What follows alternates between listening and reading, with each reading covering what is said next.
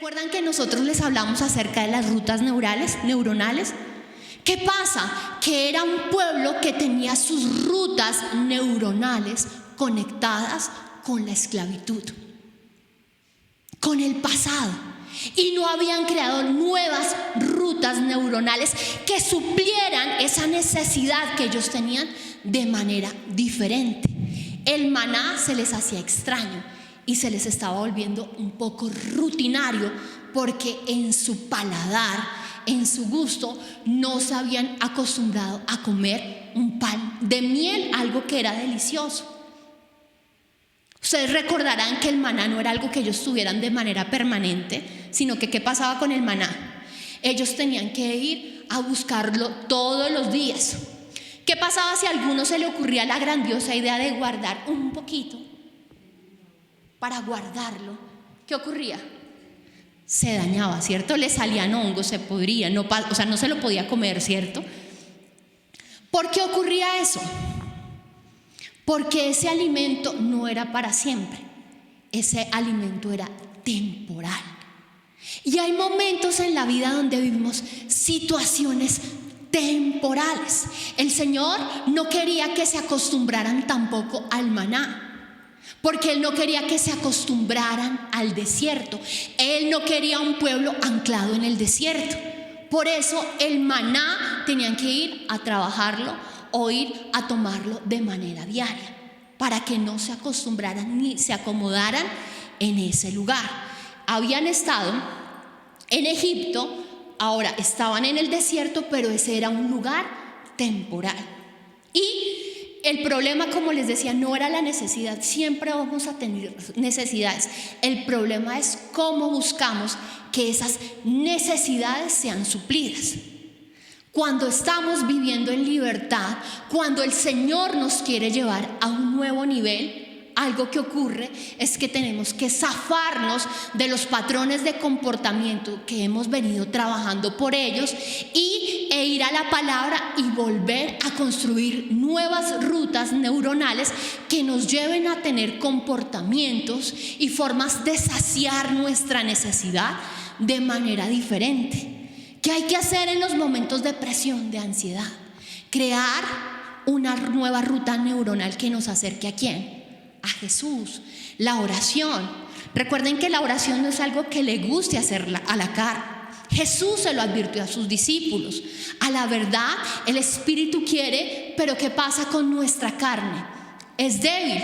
Entonces nuestra misión, ¿cuál es? Crear rutas neuronales que nos permitan establecer hábitos que hagan que la oración se convierta en algo agradable para nosotros.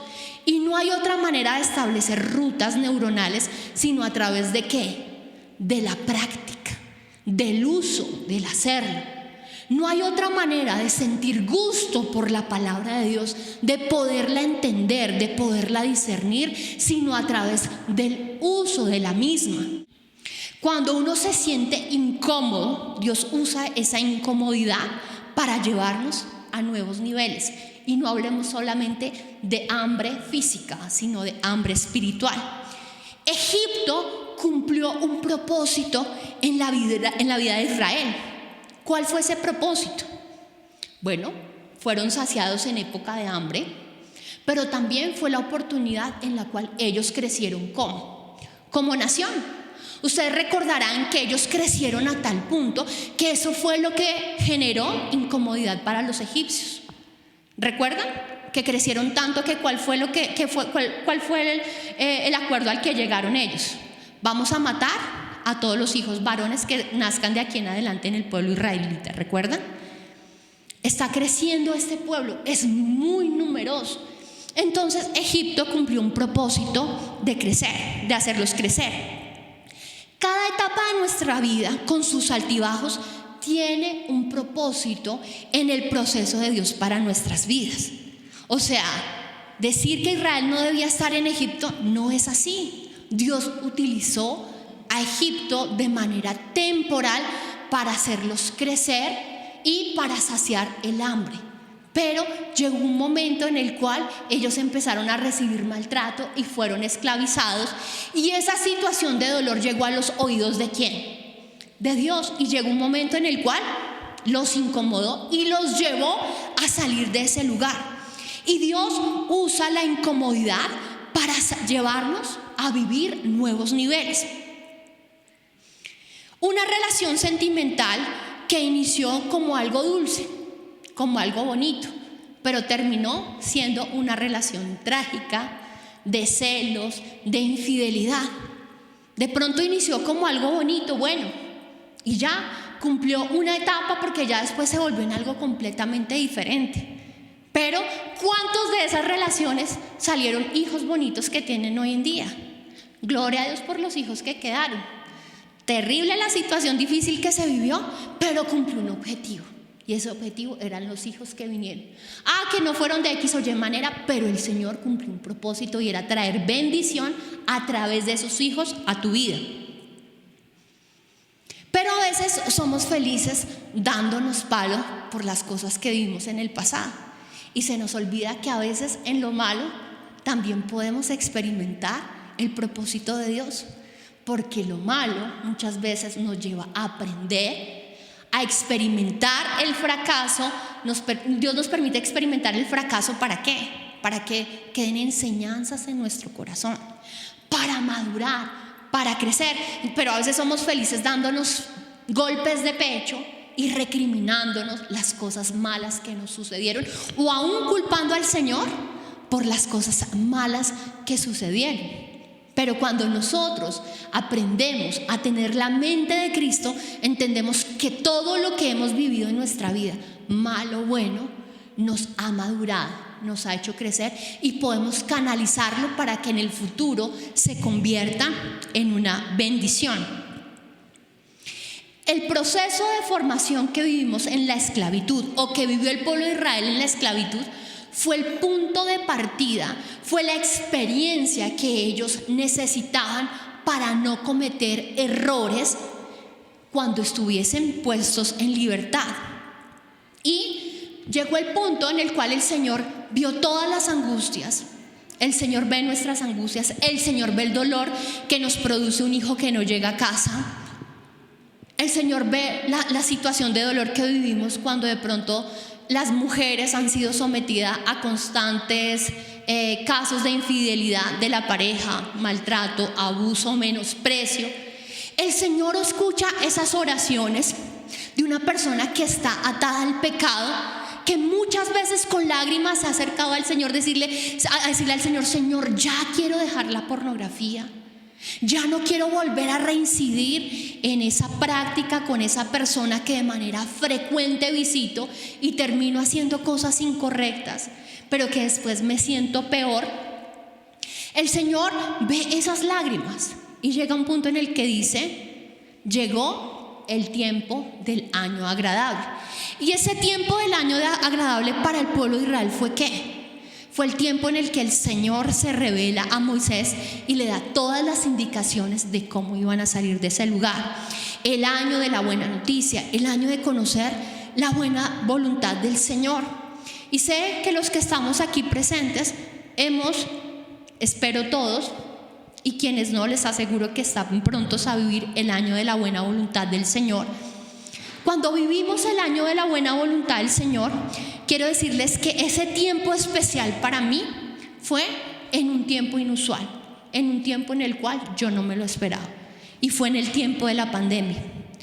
En el tiempo de la pandemia, la gracia del Señor me fue revelada, y aunque conocía de Cristo, y aunque conocía su palabra, y aunque predicaba de su palabra, tenía muchos temores, mucha culpabilidad, tenía una manera incorrecta de relacionarme con el Señor, porque yo pensaba que todo se trataba de mí, de mi rendimiento, de mi capacidad para superar el pecado, de la autodeterminación, de la autodisciplina que yo pudiera desarrollar para hacer buenas obras, para hacer buenas cosas.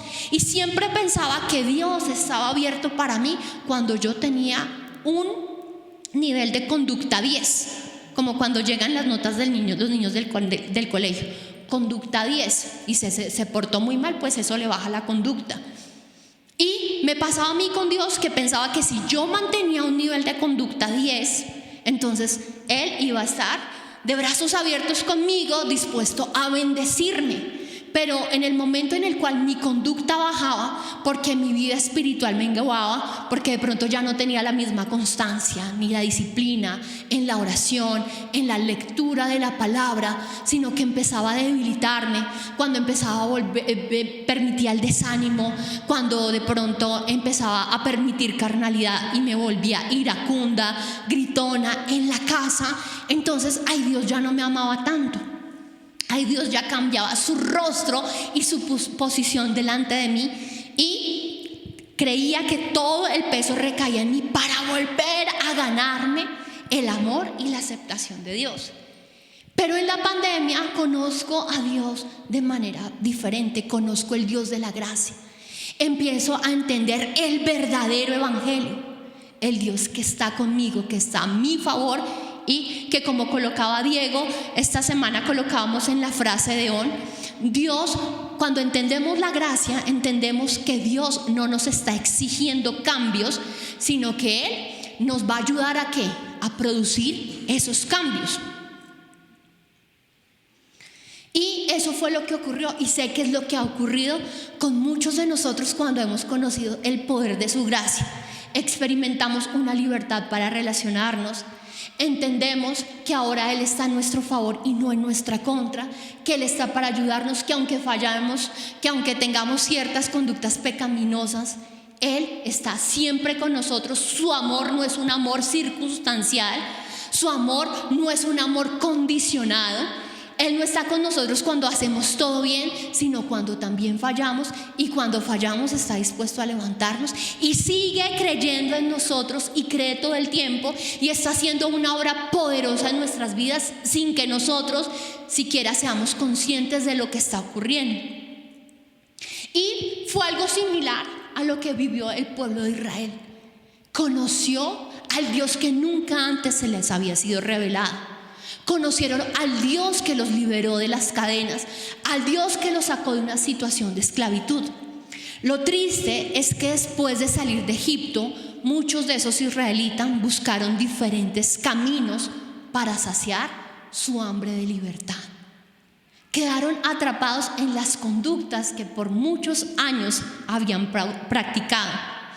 Aunque conocieron la mano poderosa del Dios que los sacó de la opresión de Faraón, que con milagros sobrenaturales abrió el mar en dos para que ellos pudieran cruzar el Mar Rojo, no todos honraron la libertad que el Señor les estaba otorgando. Y saben, querida familia ON, el lema de nuestra comunidad es ¿cuál? ON es el nombre, pero ¿cuál es nuestro lema? ¿Cuál es nuestra insignia? Conectados con su gracia. El propósito de esta misión, que inició hace aproximadamente un año, es que la gracia de Jesús sea revelada a todas las personas que tienen la oportunidad de estar sentadas en esa silla, pero también a las que están conectadas de manera virtual. Ese es el gran propósito que tenemos. Cada persona que está en este lugar, que tiene la oportunidad de compartir una enseñanza, ya sea el día jueves o el día domingo, tenemos una misión en nuestro corazón, y es que esa gracia sea revelada. Pero nuevamente, ¿qué es la gracia? La gracia es el acto de la justificación a través del cual el Dios soberano declara justo al pecador que ha creído. ¿A quién? A todos los que, aunque teníamos un pasado difícil, aunque habíamos pecado, decidimos creer. ¿Qué hace? Nos declara ¿qué? Justos. Porque nos determinamos a cambiar, porque hicimos buenas obras, porque ahora sí tenemos una conducta 10. No, por fe, ¿cierto? Esa es la gracia, que por el solo hecho de creer en Jesús, Él nos declara justos, a pesar de que continuamos en un estado pecaminoso. ¿Qué quiere decir eso?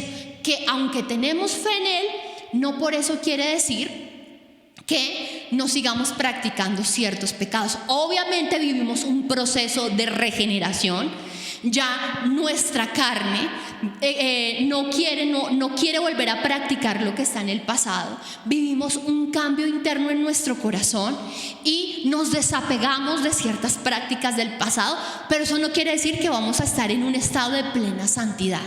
Y aunque no estamos en un estado de plena santidad, Él ha prometido estar con nosotros y mirarnos a través de ¿quién?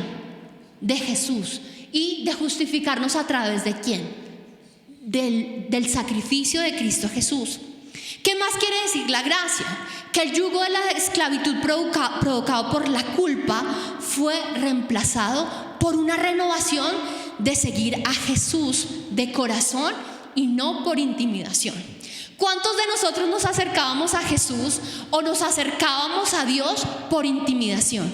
No, porque es que o si no, si yo no oro, si yo no leo la Biblia, entonces van a venir consecuencias negativas sobre mi vida. Y eso me hace recordar cuando yo fui al encuentro, cuando yo tuve un retiro espiritual. Ese fin de semana estaba reservado para tener una experiencia con Jesús. Era mi primera experiencia con Jesús. Yo tenía 15 años y mi hermano tenía 14 años. Salimos los dos ese mismo fin de semana. Y recuerdo que la primer charla con la que inició ese encuentro, ese retiro espiritual, recuerdo al pastor hablándonos de Armero, de cómo Armero había quedado bajo las... ¡Ay, gracias, mi corazón hermoso! ¡Qué rico ya! Había quedado atrapado en las cenizas.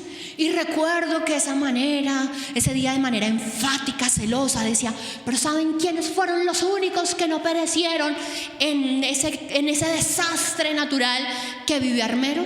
La iglesia. La iglesia que estaba orando fue la única que no murió. Y pasó el volcán ese y rodeó la iglesia. Y ya esa fue la entrada. Yo dije: mamá, chica, si yo no me vuelvo a Dios me voy a morir. ¿Quién sabe en qué momento? Hay un terremoto, pasa algo y yo me voy a morir. Y si tú no te arrepientes, te vas para el infierno. Miren, ese fin de semana quedé paniqueada. Obviamente conocí muchas cosas acerca de Jesús. Lloré mis pecados como loca. Y recuerdo que la que estaba predicando: llora tus pecados, Señor, perdóname, ten misericordia, no me quiero ir al infierno. Y salimos de ese encuentro, llegamos un domingo en la noche, y ese día mi hermano y yo dormimos juntos. O sea, estábamos con un susto, veíamos al diablo por todos lados. Yo veía la cara del diablo. No sé si ustedes han tenido la oportunidad de ver a Aladín, cuando sale el mago de la lámpara, así esa imagen como digital, así veía yo al diablo. Y esa semana, miren, yo estaba como loca, como que mi mente iba: mis amigas, ¿qué les pasó? No se tienen que arrepentir, o si no, ustedes se van para el infierno. Miren, así llegué yo al colegio: si ustedes no se arrepienten, se van para el infierno. Y a mí me hablaban de música, de conciertos, de bailes, y yo decía: pecadoras, no, esta gente, mejor dicho, está condenada al infierno. Aquí la única que se va a salvar soy yo. Esa fue mi experiencia, mi primera experiencia con Jesús. No fue algo así, wow, espectacular. Y bueno, así fue como tuve mis primeros pinitos en la vida cristiana, y eso marcó de ahí en adelante mi relación con Dios. Sí, claro, fui libertada de muchas cosas, pero nunca porque tuviera un amor genuino por Cristo, sino porque yo quería todo menos irme para el infierno. Y llegué a terminar con mi novio y con todo porque no me quería ir para el infierno, mas no por la convicción de saber que esa relación no me iba a llevar a ninguna parte, mas no porque tuviera inteligencia y madurez de entender que había cosas que definitivamente no me hacían bien y que tenía que dejar porque no me hacían bien, pero también porque ahora Jesús tenía nuevas opciones para mí. Tenía un camino de bendición diferente para mí. ¿Y cuántos dejamos de practicar ciertas cosas que sabíamos que eran incorrectas, no por convicción, no por amor y fe en que Jesús tenía algo diferente, sino por intimidación? Muchos, ¿verdad?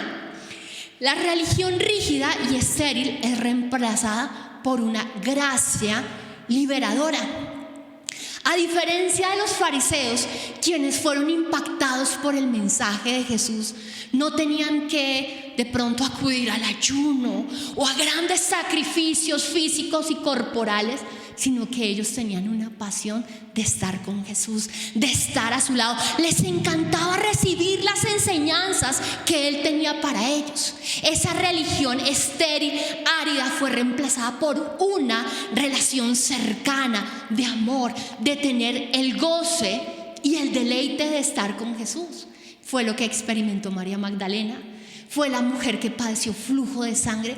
Todo el que tenía la oportunidad de estar cerca a Jesús y ser impactado por sus enseñanzas, ya después no quería estar lejos de Él. ¿Por qué? Porque el Señor los intimidaba, porque el Señor utilizaba las escrituras para manipularles. No, porque recibían de Él tanto bien que entendían, no, lo que Él tiene para ofrecernos es muchísimo mejor de lo que estamos viviendo ahora. La gracia es absoluta y totalmente gratuita. Nunca se le pedirá que pague por ella, ni por la gracia, ni por la salvación, ni por las bendiciones que Jesús conquistó para usted a través de la cruz, ni con dinero, ni con sus buenas acciones. Porque ni todo el oro del mundo, ni su muy buen desempeño, su buena conducta, podrían pagarla, aunque nos esforzáramos muchísimo por lograrla. No hay dinero que pueda comprar las bendiciones que Jesús conquistó para nosotros. Esa es la gracia, no hay dinero. No puedo manipularles y decirles que ustedes van a ser bendecidos si hacen estas o X o Y cosas. Si dan X cantidad de dinero para hoy, entonces van a ser bendecidos. No, no es cierto. Ya Jesús pagó por cada uno de nosotros. Aunque es gratis, a Él le costó todo. A nuestro Salvador le costó hasta su última gota de sangre. No quiere decir que porque es gratis para nosotros sea barata. Lo que no te costó a ti, le costó a Él su muerte. Le costó su sacrificio en la cruz del Calvario. Le costó a látigos, le costó humillación, le costó el menosprecio y el rechazo de su pueblo. Entonces no tenemos cómo pagarlo.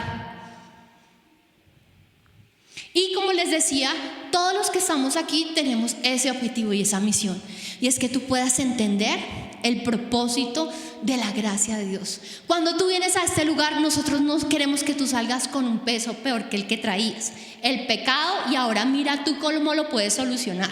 Y tienes que determinarte esta semana a levantarte a las 5 de la mañana a orar, a leer. No, claro que te vamos a motivar a que tengas prácticas, pero como lo hicieron aquellas personas que fueron impactadas por Jesús, por amor, por saber que Él tiene un mejor destino, un mejor futuro preparado para todos los que estamos en este lugar. En este lugar tenemos una misión que le pido al Señor en su bondad que nos permita siempre llevar a cabo, y es que jamás aquí le vamos a dar protagonismo al pecado, ni a la maldición, ni al diablo. Aquí el protagonismo lo tiene Jesucristo. Realmente lo que tiene poder es lo que Él hizo por nosotros. El pecado es secundario. El pecado que tú puedas estar practicando es opacado ante la gracia que Él nos otorgó a través de la cruz. No hay pecado que pueda resistirse ante el amor que Él tiene para cada uno de nosotros. Cuando decidimos acercarnos a Él porque le amamos, porque sabemos que ha decidido amarnos con amor eterno, el pecado que te estaba atando empieza a restar poder, empieza a perder su fuerza, y tu mirada empieza a canalizarse en el poder de la cruz, en el poder de su palabra. Por eso la maldición, hay gente que todo el tiempo habla de maldición, y recuerdo que a mí me hablaban todo el tiempo de maldición, y cuando habían semanas de santificación, entonces pídale al Señor que le revele los pecados de su tatarabuela. Yo qué voy a saber esos pecados, qué pecados cometió esa vieja, en qué se metió. ¿Cierto? O sea, bastante tengo ya con los míos como para preocuparme por los pecados de mi tatarabuela, de mi bisabuela, que fue lo que ellos hicieron. Y Señor, revélame. Y yo creo que uno hasta termina diciendo locura. No, el Señor me reveló que la pobre tatarabuela por allá, la viejita ya muerta, practicó X pecado. Y quién sabe si los practicó, la pobre vieja. Pero yo ya le estoy echando la culpa de mi suerte a lo que vivieron mis antepasados. No, ese poder ya no tiene la maldición sobre nuestras vidas. Ahora la bendición de Cristo está de manera constante sobre nuestras vidas. Hemos recibido esa gracia, querida familia ON. La pregunta en esta mañana es: ¿qué vamos a hacer con esa gracia recibida? ¿Cómo la vamos a administrar? ¿Qué vamos a proyectar? ¿Cuáles van a ser nuestras resoluciones después de entender que Cristo ya no está en nuestra contra, sino que está a nuestro favor? Miren las palabras que dice el brillante teólogo y escritor Charles Swindoll. Él dice: si su predicación de la salvación no ha sido nunca malinterpretada en este sentido de que se puede seguir pecando todo lo que uno quiera, haría bien en examinar sus sermones y asegurarse bien de predicar el evangelio que predicó Pablo y por el cual también fue acusado de que debíamos seguir pecando, porque la gracia de Dios abundará. Fíjense que cuando hay personas que no malinterpretan el significado de la gracia, muchos de los que están aquí sentados pueden pensar que les estamos hablando de licencia para pecar, que no pasa nada si sigue pecando, que no pasa nada si sigue llevando un estilo de vida doble, hipócrita, si sigue teniendo áreas de su vida oculta. Si no somos acusados de eso, dice que no estamos predicando el verdadero evangelio de Pablo. Pero no es lo que predicamos nosotros, solo que aquí no se le da protagonismo al pecado ni a la maldición, sino al Cristo que venció el pecado y la maldición. Él es el que se lleva todo el crédito. Y cuando nosotros podemos centrar nuestros ojos en Él, en lo que Él sí hizo, es cuando nosotros podemos asirnos de esa salvación y creer que la buena obra que Él inició en nuestras vidas la va a perfeccionar, y que nos ama tanto que no nos va a dejar en nuestra misma condición. Pero vuelvo a la misma pregunta, familia ON: ¿qué harás con la gracia recibida? Miren lo que dice Éxodo 32:8: que pronto se apartaron de la forma en que les ordené que vivieran, fundieron oro y se hicieron un becerro y se inclinaron ante él y le ofrecieron sacrificios. Andan diciendo: oh Israel, esos son tus dioses que te sacaron de la tierra de Egipto. Éxodo 32:6: temprano a la mañana siguiente el pueblo se levantó para sacrificar ofrendas quemadas y ofrendas de paz. Después todos celebraron con abundante comida y bebida y se alegraron y se entregaron a diversiones paganas. ¿Qué hacemos con la gracia de Dios? Y quiero comparar de una u otra manera la gracia con libertad, porque todo el pueblo de Israel había sido libre de las cadenas, libres de la esclavitud, libres de la opresión. Y pasa de igual manera cuando nosotros conocemos la gracia. Somos libres del poder que el pecado tenía sobre nuestras vidas. Pero muchos de ellos, como estaban aferrados a la esclavitud, no cambiaron, no permitieron que esa libertad influyera sus vidas y les llevara a practicar cosas nuevas, sino que ahora se esclavizaron en algo peor, y fue en orgías, levantando dioses, y empezaron a desplazar a Dios de su lugar. Y saben, querida familia, desafortunadamente hay personas que al escuchar el mensaje de la gracia, en lugar de entender que la gracia no es libertad para pecar, sino ser libres del pecado, entonces dicen: como ya no voy a perder mi salvación, entonces reincido en aquellas cosas de las cuales el Señor me esclavizó en el pasado. Y si tú estás teniendo ese tipo de comportamientos, quiero decirte que la gracia de Dios realmente no ha sido revelada todavía en tu vida. Levantaron becerros de oro. ¿Qué es levantar becerros de oro? Perdieron la adoración genuina a Dios, desplazaron al Señor y empezaron a levantar otras prioridades. Y yo quiero decirte, en nuestra actualidad no levantamos becerros de oro, pero qué cosas, situaciones, personas en nuestra vida pueden estar desplazando nuestra verdadera adoración al Señor. Ni nuestros hijos, ni nuestro esposo, ni siquiera las obligaciones presentes que tenemos pueden quitarle el lugar a nuestro Señor. Debemos tenerlo a Él como la prioridad de nuestras vidas. Porque el tener esa relación constante, permanente, el tener esa vida de rendición a Él, va a traer sobre nosotros protección. Va a traer sobre nuestras vidas cambios. Ahora que Él está de nuestro lado y no en nuestra contra, ese debe ser un aliciente para que podamos ver que su poder nos fortalece de manera permanente. Yo creo que ninguno de quienes hemos sido impactados por la gracia quisiéramos volver a reincidir en el dolor que nos trajo el pecado, en la esclavitud que nos trajo el pecado. Pero si hay alguna persona que después de conocer la gracia dice: no, pues se me perdió el apetito por orar, ya no leo porque sé que soy justificado, entonces no ha conocido, no ha tenido un verdadero encuentro con el Dios de la gracia. Porque si antes practicó el pecado por temor a condenarse, por temor a la maldición, ahora esa ya no es nuestra motivación. Es la esperanza de saber que hay cosas mucho mejores, que no van a tener un resultado amargo después de disfrutarlo como lo trae el pecado, ¿cierto? Inicia como algo bonito, pero siempre deja un resultado amargo de tristeza. Una relación ilícita, una relación de adulterio, una relación de yugo desigual. Al presente puede emocionar nuestro corazón, ¿cierto? Recibir la llamada de esa persona puede alimentar nuestras emociones, pero ¿qué deja después? El Señor no quiere traer cosas que después traigan amargura a tu corazón. Ni los frutos, ni las bendiciones que Él tiene para tu vida van a añadir algo de tristeza. La bendición que Dios tiene para ti es la que enriquece todo el tiempo y no añade tristeza. Esa bendición sentimental que el Señor quiere bendecirte no va a llevarte a la ruina, no va a llevarte a la depresión.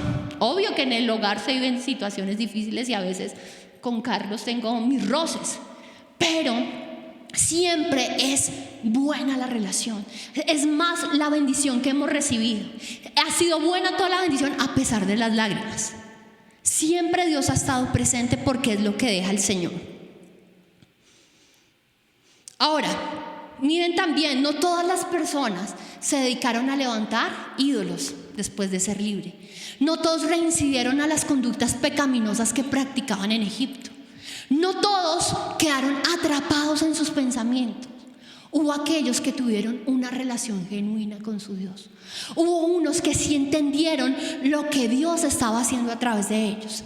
Y quiero leerles un momentico lo que dice Josué 14, 11, 12. Dice: estoy tan fuerte hoy como cuando Moisés me envió a esa travesía, y aún puedo andar y pelear tan bien como lo hacía entonces. Cuando la gracia, cuando el favor, cuando la presencia de Dios es revelada sobre nuestras vidas, ¿qué ocurre? No viene un desaliento y una pereza. No, cuando entiendo que Dios ahora está conmigo, viene una fuerza mayor. Y es increíble las palabras que está expresando aquí. ¿Quién es este? Caleb. Tenía 80 años y decía: la misma fuerza que tenía cuando tenía 40, cuando Moisés me envió a explorar la tierra prometida, es la misma fuerza que tengo ahora. Ese poder tiene la gracia sobre nuestras vidas, nos rejuvenece de manera permanente, no nos permite vivir avejentados ni con fuerzas insuficientes para emprender nuevos proyectos. Él dice así: que dame la zona montañosa que el Señor me prometió. Tú recordarás que mientras explorábamos encontramos allí a los descendientes de Anac que vivían en grandes ciudades amuralladas, pero si el Señor está conmigo, yo los expulsaré de la tierra tal como el Señor lo dijo. El que dijo: lo único que yo necesito y lo único en lo que tengo confianza es que el Señor está de mi lado. Y si el Señor está de mi lado, todo lo que yo emprenda de aquí en adelante va a ser productivo. Cuando nosotros tenemos la revelación de la gracia del Señor, no tenemos miedo a enfrentarnos a nuevos proyectos. Hay gente que se la pasa calculando las cosas que no pueden salir bien y viven postergando el tener iniciativas. No, me va a ir mal, voy a fracasar. Pero quien ha recibido la revelación de la gracia dice: ¿qué va a poder salir mal? Si el Señor está a mi favor, si el Señor está de mi lado, entonces ¿qué puede salir mal? Y si algo sale fuera de orden en el camino, el Señor lo va a utilizar a mi favor. Dice Josué 15, 13, 14: el Señor le ordenó a Josué que se le asignara una parte del territorio de Judá a Caleb, hijo de Jefoné. Así que Caleb recibió la ciudad de Kiriat Arba, también llamada Hebrón, que lleva el nombre del antepasado Anac. Caleb expulsó los 3 grupos de anaseos que son descendientes de Sesai, Aimán, Talmai, hijos de Anac. A mí me encanta la actitud de él, porque él dijo: el Señor me lo prometió y yo no voy por nada menos de lo que el Señor me dijo que haría conmigo. Y expulsó a los descendientes de ese lugar, porque el Señor les ordenaba expulsarlos, porque no quería que de alguna manera las prácticas de esos pueblos terminaran contaminándolos.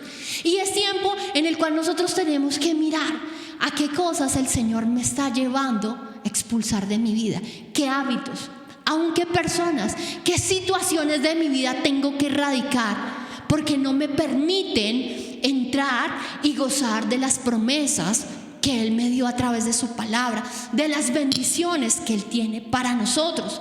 Querida familia ON, el Señor tiene bendiciones preparadas para nosotros. Lo que no podemos permitir es que ellas se posterguen por negligencia o por no creer en el poder del Señor. Si nosotros decidimos fijar nuestra mirada en Él, creer que Él va delante de nosotros, todo nos será posible. Y quiero darles un ejemplo. En el colegio hay personas que se demoran 20 años para finalizar su recorrido escolar. Hay personas que solamente se demoran 13, 14 años, incluyendo transición y prekinder. Algunos se demoran más en graduarse. ¿Por qué? Porque perdieron tiempo, porque permitieron ociosidad y postergaron el tiempo de la graduación, el tiempo de pasar a una nueva etapa de sus vidas. Y a veces nosotros postergamos los nuevos tiempos, las nuevas bendiciones, las nuevas conquistas que Dios tiene para nosotros, cuando decidimos desviar la mente de Jesús y mirarnos a nosotros mismos, mirar nuestros propios limitantes, quedarnos aferrados a los patrones de comportamiento del pasado que nos restaron. ¿Van a venir momentos de ansiedad? ¿Van a venir momentos de tristeza? ¿Van a venir momentos de estrés? Sí. El ser cristiano no nos exime de experimentar ese tipo de emociones. Eso está claro para todos los que estamos en este lugar. Lo que debe quedar claro, sí, es que esas emociones, esos momentos nos tienen que llevar ¿a qué? A tener nuevos comportamientos, a tener la nueva naturaleza de Cristo para nuestras vidas, a ir a la oración, a meditar en su palabra. No porque si no lo hacemos nos condenemos, no, porque ahora hay una relación de amor, porque ya la religión estéril, triste, pálida, aguachenta no hace parte de nosotros. Ahora tenemos una relación de amor. Cuando nos acercamos a Él, sabemos que Jesús tiene un rostro de sí todo el tiempo. El rostro que tiene un padre para sus hijas cuando tienen una petición. Y les digo, ¿saben que en eso sabe más el corazón de padre? Yo les digo de verdad por experiencia, no sé si es porque yo no tenga niños, pero cuando yo evalúo la relación de mi esposo con mis hijas, es muy diferente. Yo a ellas no dejo que con caprichitos y con estiradita de boca me convenzan. No, conmigo eso no va. Pero Carlos, ¿por qué estás así, mi amor? Y les cuento un ejemplo, y aquí voy a utilizar a mi hijita Gaby. Aquí ya toda roja después. Nosotros le habíamos dado permiso para estar el día viernes con una amiguita. Bueno, estuvo toda la mañana el sábado. Y resulta que le dimos ese permiso y quería en la noche estar en una fiesta de 15 con sus amigos.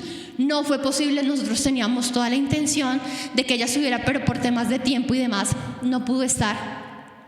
y estaba toda brava, aunque ya la habíamos dejado ir antes con la otra amiguita, toda brava. Y yo dije, si está brava, se le tendrá que pasar.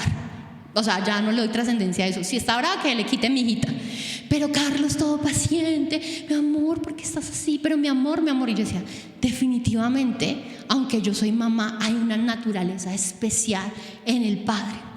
El Padre todo el tiempo tiene un rostro que dice sí. Ahora, no que le alcahuetee cosas incorrectas, porque eso no lo hace mi esposo, pero tiene un rostro y tiene un corazón que dice sí para que sus hijos se acerquen con libertad.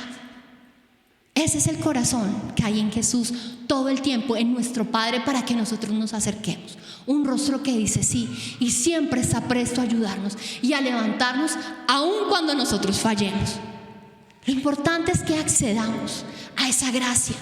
Lo importante es que nos aferremos a ella y entendamos que hay toda una tierra delante de nosotros para conquistar. A nivel laboral hay oportunidades. Hay lugares donde el Señor te está diciendo, ya cumplió un momento en tu vida, cumplió un propósito. No fue algo malo, no fue que tomaste una mala decisión, no, fue algo temporal. Tuviste altibajos, sí, tuviste buenas y malas experiencias. Esa es la vida. Pero en Dios aún las cosas malas nunca son pérdida. Siempre nos suman, siempre nos aportan y siempre nos llevan a creer. ¿Cuántos lo creen? Amén. Vamos a orar y no vamos a mirar atrás. Vamos a decirle al Señor que nos ayude a tejer nuevas rutas neuronales que no nos permitan volver a prácticas ni a pensamientos del pasado. Amén. Amado Señor, yo en esta mañana quiero darte gracias.